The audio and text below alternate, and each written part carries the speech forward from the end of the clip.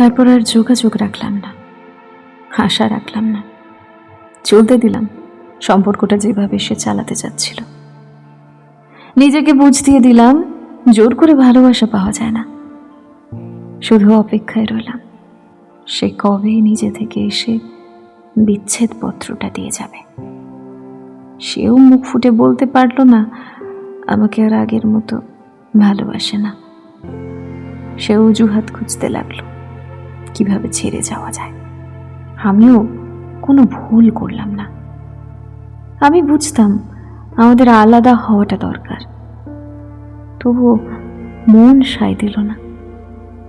অবহেলায় হলেও তার কাছে থেকে যেতে চাইল, কিন্তু যে ছেড়ে যেতে চায় তাকে কিভাবে মনের খাঁচায় আটকায় বলুন তো? আটকালেও বা কতদিন আটকিয়ে রাখবো? সুযোগ বুঝে সে তো ঠিকই পালিয়ে যাবে মনের খাঁচা ভেঙে। এই শহরে আমি কাকে ভালোবাসবো? ভালোবাসলে কতটুকু ভালোবাসবো? কেনই বা ভালোবাসবো? কি পাওয়ার আশায়?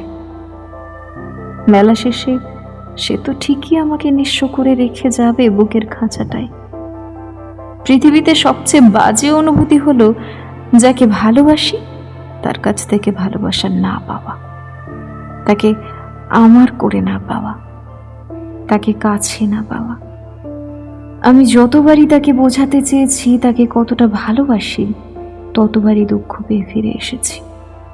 সে কখনো বুঝেনি ভুলটা তারই ছিল। আমিও আর কোনো অভিযোগ রাখিনি। শেষ বেলায় অপেক্ষার বাঁধ ভেঙে বিচ্ছেদ পত্রটা আমিই লিখেছিলাম। তাতে লেখা ছিল, কাউকে মায়ায় জড়িয়ে ছুঁড়ে ফেলা উচিত নয়, এতে অন্তরাত্মা কষ্ট পায়।